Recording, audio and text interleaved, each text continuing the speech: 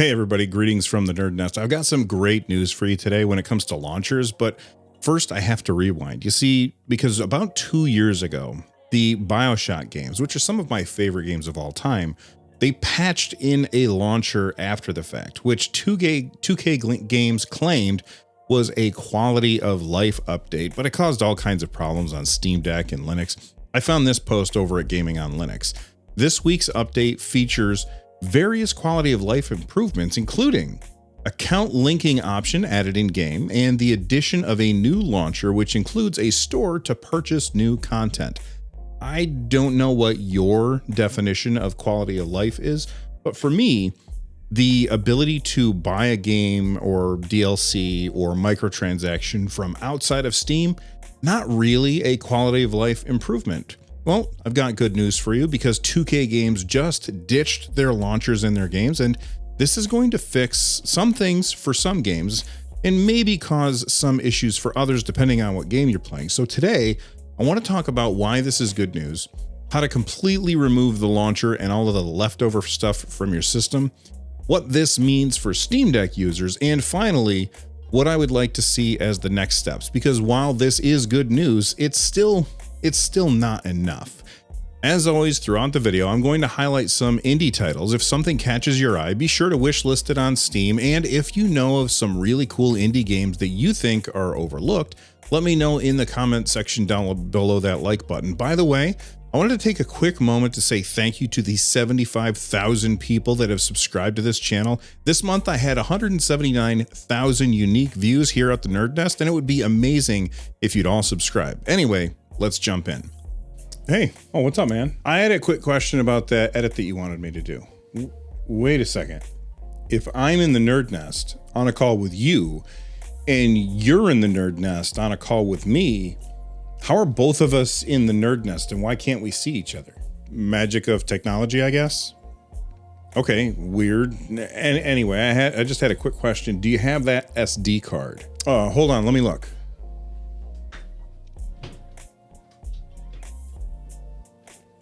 Yeah, right here. Whoa, how did the camera just follow you? I don't know. Magic of technology? This is the OBSBot Tiny 2 Lite, and as the name implies, it's a tiny little webcam that makes making videos incredibly easy because you don't have to know anything at all about cameras in order to use it. You just set it on top of your monitor, plug it into your computer, and it takes care of the rest for you. I have been creating videos for a really long time, and I wish that I had something like this when I first started out. You know what? Let me show you why. This camera right here, this is a $1,400 camera. This lens is like, I don't know, $600, and I bought a used gimbal for about $200. This camera goes for about $179, and it's on sale right now for $143. It has a large sensor with an aperture of f1.8, which means it works really well in low light. It has gesture control, so you can tell it to track you simply by holding up your hand, and it has voice control, so you can tell it to go to sleep when you need privacy. But maybe you don't want a camera with a gimbal. Good news, OBSBot has you covered. This is the OBSBot Meet 2. It is the smallest 4K webcam I have ever seen. It supports 4K at 30 frames per second, 1080p at 60 frames per second. It has the same half-inch sensor that's in the OBSBot Tiny 2 Lite, which means it's going to look great no matter what lighting conditions you're in. And it has HDR recording as well. So if you're in the market for a webcam, I highly recommend the OBSBot Tiny 2 webcam and the OBSBot Meet 2 webcam. The Tiny 2 is a great webcam for gamers, and the Meet 2 is an affordable webcam for game streaming beginners. They're really small, they pack a punch, and a huge thank you to OBSBot for being a longtime sponsor here on the NerdNest. Before Valve launched Steam, which I would like to point out that almost everyone hated when it first came out, tons of games had launchers so that you could change settings before the game launched. That made sense, especially if the games were console ports not really designed to change settings within the game. Launchers were kind of necessary for that kind of game.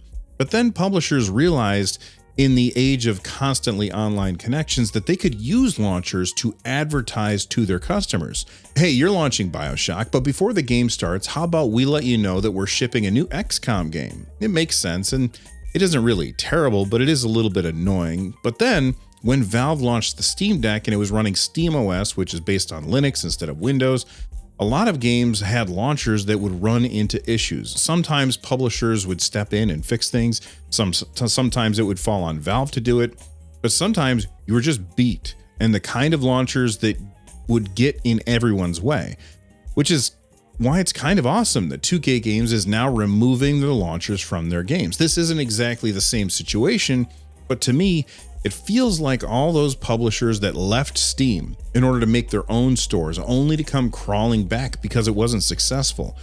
To be fair, I don't really care if companies want to make their own stores. I just want them to also sell games on Steam and sell them on Epic and GOG and everywhere else so that customers get to decide where it is that they're picking up their games. We've seen a lot of publishers about face and come back to Steam, and to me, this abandonment of the launcher from 2K Games feels kind of like the same thing. This was posted over at the 2K Games support site. As of November 18th, 2024, the 2K launcher has been removed from every game that used it on Epic and Steam. Additionally, we also removed the 2K launcher beta, a completely separate launcher from Sid Meier's Civ 5. On November 25th, a follow-up update was sent out to Steam to make sure the 2K launcher was fully removed. You may notice the 2K launcher folder was replaced with a text file called 2klauncherremoved.txt. This file isn't needed and you can safely delete it. To remove the remaining files, you can follow the guide and clear them all, and then they give a link to that guide. We'll get to those extra files in a bit, but first let's talk about how this is going to affect all of the 2K games, because each one is a little bit different. Starting with removing the launcher, I don't know about you, but I just tend to always leave Steam open all the time on my PC, so the first move that you're going to want to make is shutting it down completely.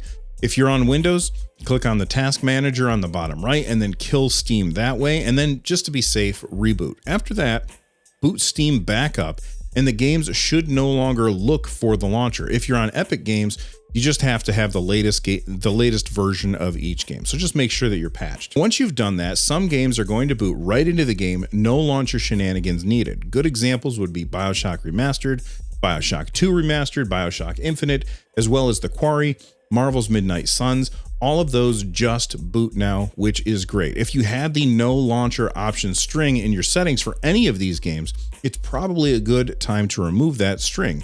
If you don't know what I'm talking about, then chances are you never set that up. And if you do know what I'm talking about, then I'm sure that you already know how to remove them, so I'm not going to get into that right now. But not all of the 2K games will simply work now. Others, you do have to do just a little bit more work.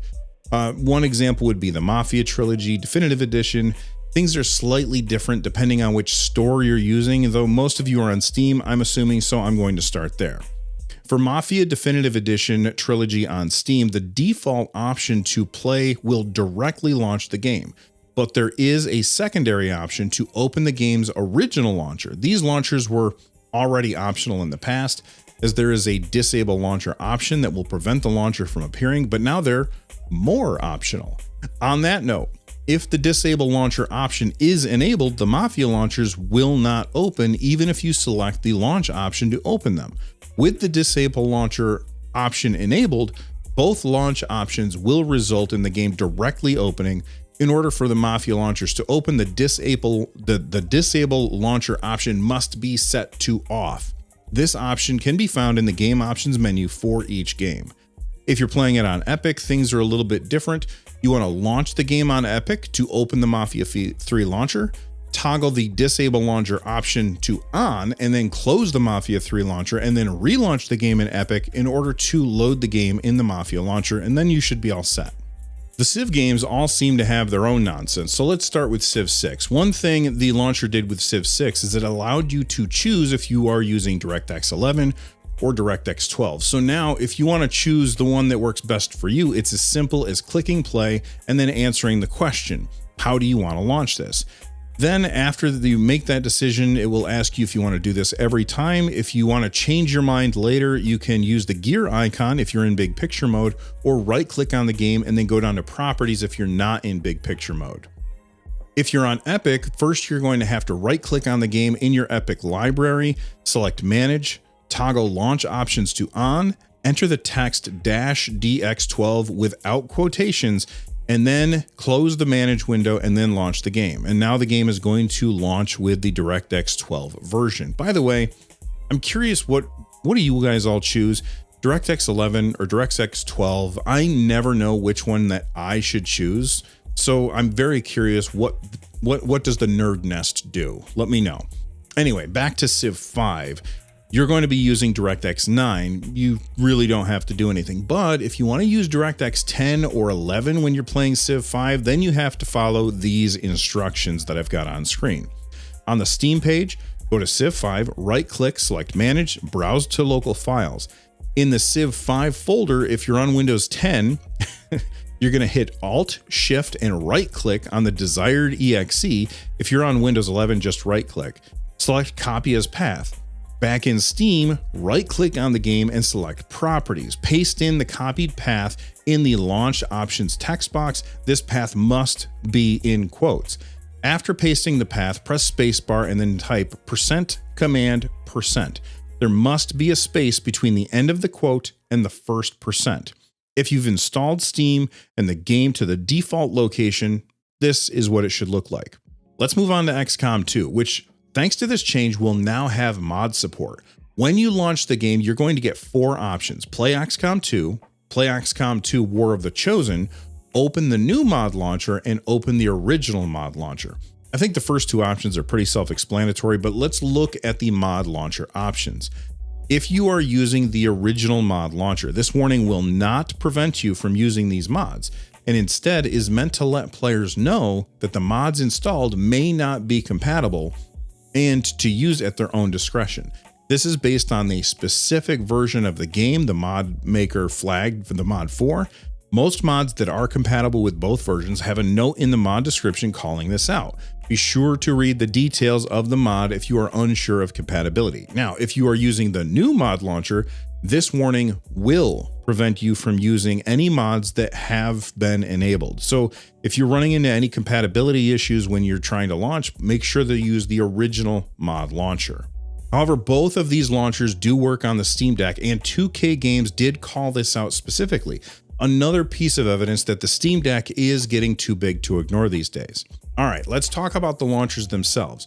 They're programs and they've been installed on your computer. And even though 2K Games did most of the heavy lifting here, there could still be some vestiges left behind. I'll leave the instructions here on screen so you can pause the video and follow these steps. All right, we've got the news out of the way. Let's talk about why this is really good news. Number 1, personally, I despise external launchers. Most of the time, they only serve to give companies an avenue to advertise to you and track what you're doing. I have to applaud 2K Games for doing this. I don't know how much work it was to go back through a bunch of games and make these changes, but they did, and we should give them kudos for it. One thing I do wonder is if this will trickle up to other companies in the 2K family. Take-Two Interactive owns 2K Games, Rockstar Games, and Gearbox. I know that Rockstar still has a launcher, and with GTA 6 on the way, I'm hoping that they decide to ditch that launcher as well. Not that it would help on the Steam Deck, because I'm pretty sure that game is not going to run on a Steam Deck, but it would help on SteamOS, so that if you've installed Bazite on a more powerful system, not having the launcher might make things easier for you. But right now, it still looks like the Rockstar launcher is in effect. If they are removing it, I'm sure that it will happen well before the launch of GTA 6, and if that comes up, I will let you know, so subscribe and turn on notifications for that. Another thing that I'm wondering is whether this will be the first domino that will inspire other publishers to do the same thing, or if other publishers will simply ignore this. One thing is for sure, if you held off on buying some of these games because they had launchers, then you should pick them up now. The BioShock series is infinitely amazing, as is XCOM and Civ. Adding in the launchers 2 years ago was a quality of life downgrade, and this change feels like the real quality of life update.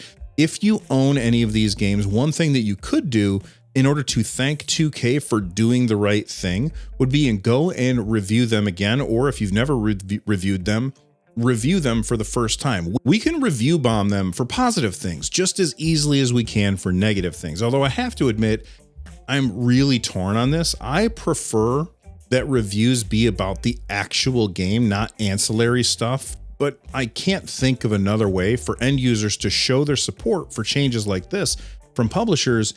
And if enough of us give them a review spike on these games, perhaps it will trigger other publishers to sit up and take notice. And now that we're starting to see launchers go away, the next thing that I would really like to see go away is DRM. Steam already is DRM. Extra DRM isn't needed, and it only gets in the way of paying customers. The pirates, they don't care about DRM. They always find ways around it. And if we've learned anything at all from CrowdStrike, it's that software having kernel level access is a nightmare waiting to happen. It is a ticking time bomb, and I hope that vanishes into oblivion like the 2K launcher has now. But before you vanish, do me a favor and check out this video right here. YouTube picked it specifically for you. From the NerdNest, I'm Bill. Stay rad, and thanks for watching.